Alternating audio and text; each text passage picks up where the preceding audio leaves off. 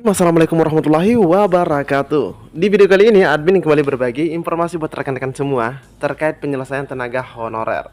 Nah, di video kali ini kita sudah mendapatkan info update terkait hasil final teman-teman ya.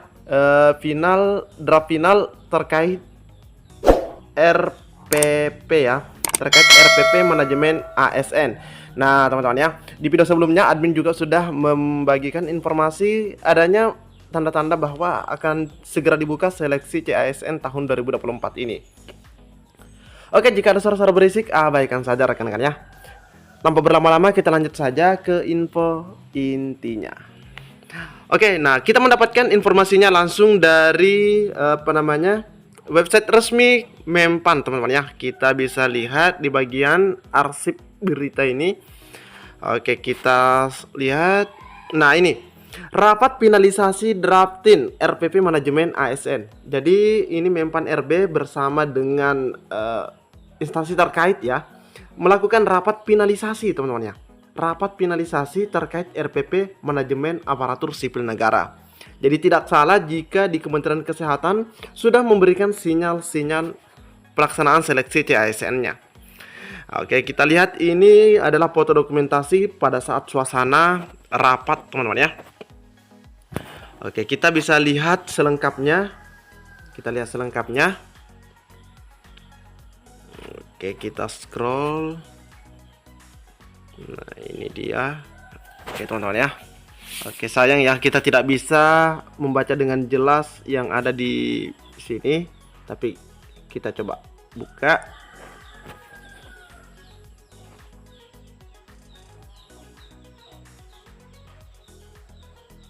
Di sini di poin 9, jabatan pada unit pengelola SDM harus harus punya sertifikasi manajemen ASN yang ditetapkan oleh BKN dalam kurung auditor perencana SDM asesor. Soal pangkat harus dicabut. Nah, ini soal pangkat harus dicabut dan sebenarnya tidak diperlukan. Ini sebenarnya kunci transformasi. Untuk itu perlu ada pengaturan khusus terkait dengan kelas jabatan sebagai brigjen, pencabutan PP pangkat. Jabatan fungsional harus dibuka agar bisa pindah antar instansi antar daerah. Nah, ini teman-teman ya, di poin ke-11, jabatan fungsional harus dibuka agar bisa pindah antar instansi antar daerah. Wow. Nah, ini kita belum tahu fungsional yang mana yang dimaksud. Terus P3K tidak hanya untuk penyelesaian honorer, bahkan idealnya jabatan fungsional itu masuknya melalui P3K. Pengisian jabatan fungsional oleh P3K harus diatur dalam RPP, termasuk syarat kompetensinya, terus berpengalaman dan high profile. Nah, ini teman-teman ya. Terus di poin ke-13 ada kondisi khusus BLU. Ini penting, pengaturan BLU sudah sesuai dan seharusnya pegawai BLU ini berstatus PNS dan P3K. Nah, ini teman-teman ya. Di poin ke-14, perlu pengaturan Kemenpan RB mengenai tata cara untuk memperoleh sertifikasi jabatan fungsional yang secara teknis dilaksanakan oleh LAN. Dan selanjutnya ini ada Profesor Eko Prasojo. Nah, di sini kita lihat teman-teman ya, di nomor 12 ini bahwa P3K, kita kembali ulangi teman-teman ya. Kita lihat di poin sini bahwa P3K tidak hanya untuk penyelesaian honorer, bahkan idealnya jika tanya jabatan fungsional itu masuknya melalui P3K. Pengisian jabatan fungsional oleh P3K harus diatur dalam RPP, termasuk syarat kompetensinya, berpengalaman, dan high profile. Oke teman-teman ya. Dan di poin ke-11, jabatan fungsional harus dibuka agar bisa pindah antar instansi antar daerah. Nah, ini semoga bisa dilihat ya. Ini agak buram teman-teman ya, karena memang ini hasil shot baru di upload di web Kemenpan. Nah, kita bisa lihat lagi ke bawah. Oke. Kementerian Pendayagunaan Aparatur Negara dan Reformasi Birokrasi melalui Unit Kerja Deputi Bidang Sumber Daya Manusia, aparatur penyelenggaraan rapat finalisasi drafting rancangan peraturan pemerintah RPP tentang manajemen ASN di Yogyakarta. Ini kemarin 1 Juli teman-teman ya. Adapun rapat tersebut mengulas pasal per pasal RPP manajemen ASN dan menindaklanjuti hasil uji publik RPP manajemen ASN yang sudah dilakukan di Jakarta dan juga di Bogor beberapa waktu lalu. Di mana dalam rapat tersebut turut hadir Asisten Deputi Penguatan Budaya Kerja SDM Aparatur Kementerian Pan RB, yaitu Damayani Tiastianti. Terus ada PLT Asisten Deputi Manajemen Talenta dan Peningkatan Kapasitas SDM, yaitu Agus Yudi Wicaksono. Ada Kepala Biro SDM, Organisasi dan Hukum Kemenpan RB Sri Rejeki Nawangsasi, serta perwakilan dari BKN dan juga dari LAN teman-teman ya. Nah, jadi ini ada tanda-tanda ya, insyaallah RPP manajemen ASN segera selesai, segera diumumkan kepada semua masyarakat Indonesia, khususnya yang akan menjadi ASN maupun yang sudah menjadi aparatur sipil negara. Nah, kita lanjut ke informasi yang tidak kalah menarik juga. Honorer Tendik tak masuk pendataan BKN bisa daftar P3K. Dirjen Nunu beri penjelasan. Nah, ini bukan tanda tanya teman-teman ya. Yang mana honorer Tendik yang tidak masuk dalam database BKN bisa daftar P3K. Nah, Ibu Nunu pun memberikan penjelasan. Kita lihat bersama-sama penjelasannya. Honorer Tendik atau tenaga kependidikan yang tidak masuk pendataan Badan Kepegawaian Negara pada tahun 2021, mungkin maksudnya 2022 teman-teman ya, ini typo, bisa mendaftar pegawai pemerintah dengan perjanjian kerja alias P3K. Di mana menurut Dirjen Guru dan Tenaga Kependidikan Kemendikbudristek, yaitu Ibu Nunu Suryani, bahwa honorer Tendik tercecer atau tidak masuk pendataan BKN bisa tetap ikut seleksi P3K 2024 kok. Jadi ini sebuah pernyataan dari Ibu Nunu Suryani bahwa Tendik yang tidak ikut atau tidak masuk dalam pendataan bisa ikut seleksi P3K 2024. Alhamdulillah teman-teman ya. Jadi doa teman-teman itu atau komentar-komentar yang seringkali disampaikan di kolom komentar channel ini, alhamdulillah teman-teman ya, ini sudah mendapatkan informasi yang sangat menggembirakan dari Ibu Nunu, yang mana Ibu Nunu menyampaikan melalui media gpnn.com.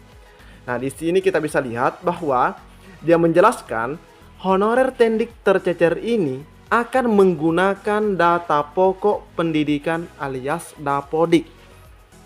Admin ulangi teman-teman ya.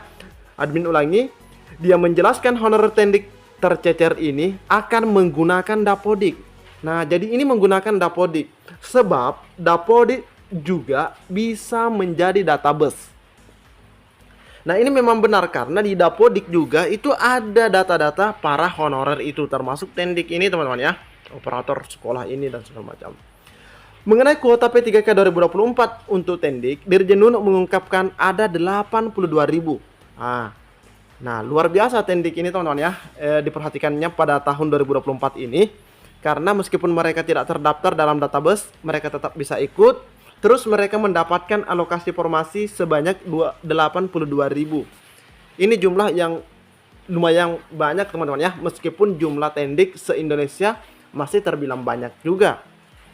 Nah, lanjut, formasi juga mengakomodasi. Nah ini diakomodasi honor Tendik lulusan SD, SMP, SMA, dan D3 hingga sarjana. Jadi teman-teman yang bekerja sebagai Tendik, misalnya lulusan SD, SMP, SMA, D3 hingga sarjana, itu boleh mendaftar. Kemendikbudristek sudah menyiapkan 82.000 formasi P3K tahun ini untuk Tendik. Pemda tinggal mengisinya apa saja yang dibutuhkan. Nah, jadi ini sudah disediakan formasinya, sudah diberikan semacam apa namanya teman-teman, kewenangan begitu untuk Pemdanya. Ya silahkan kamu butuhnya apa begitu. Nah, ini disampaikan kepada media gpnn.com baru-baru ini. Dirjen Nunu menambahkan pengusulan formasi P3K Tendik ini diprioritaskan bagi Pemda yang hampir menyelesaikan pengangkatan guru honorernya, terutama P1.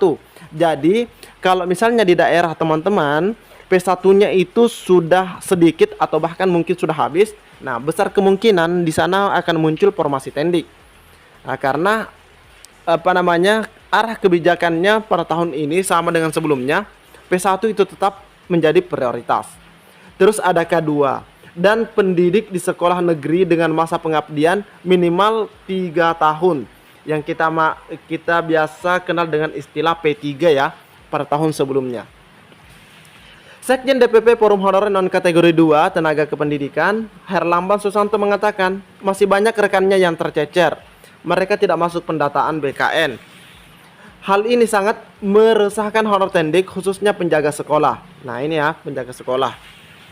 Dia mengaku terus berkoordinasi dengan pusat agar bisa mendapatkan kesempatan sama dengan pengangkatan P3K 2024. Bagaimanapun juga kami sama-sama sudah mengabdi beberapa tahun.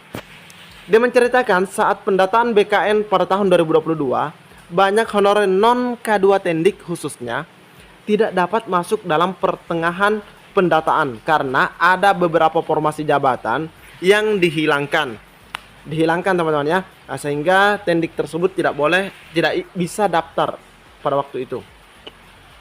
Maksudnya ikut pendataan ya. Menurut Herlambang kurang lebih 246 formasi termasuk penjaga sekolah yang hilang. Belum lagi saat pendataan berlangsung ada isu bahwa 3 kategori honorer yaitu satuan pengaman, tenaga kebersihan dan driver akan di-outsourcing. Jadi ini akan di-outsourcingkan pada waktu itu ya informasinya. Banyak yang menyamakan penjaga sekolah dengan tenaga kebersihan, padahal penjaga sekolah hampir meliputi 3 kategori tersebut. Pagi hari penjaga sekolah menjadi pramusaji dan menjelang siang menjadi kurir atau pengirim surat antar sekolahan dan dinas terkait. Sore hari menjadi di tenaga kebersihan, seperti membersihkan kelas dan lainnya, serta malam tetap menjaga keamanan dan ketertiban lingkungan sekolah. Namun lanjutnya saat itu ada beberapa Pemda yang berusaha menyelamatkan tendik penjaga sekolah agar bisa masuk dalam pendataan. Caranya dengan mengubah SK jabatan atau memasukkan dalam formasi yang ada, misal menjadi tenaga administrasi. Teman-teman penjaga sekolah sampai saat ini bila diberi kesempatan ikut pengangkatan menjadi P3K paruh waktu pun sangat senang, sekalipun itu paruh waktu. Herlambang mengungkapkan yang dibutuhkan honor tendik saat ini adalah kejelasan status mereka yang bisa mengarah kepada kesejahteraan juga. Jadi ini sudah ada angin segar, ada kabar baik buat teman-teman tendik yang tidak masuk dalam pendataan. Mereka bisa menggunakan data pokok pendidiknya. Namun ingat teman-teman ya, yang buka untuk tendik adalah instansi atau Pemda yang P1 dan K2-nya ataupun guru-gurunya sudah hampir selesai menjadi aparatur sipil negara. Honor tersebut sudah hampir habis begitu ya. Oke, cukup sekian. Semoga bisa dipahami. Assalamualaikum warahmatullahi wabarakatuh.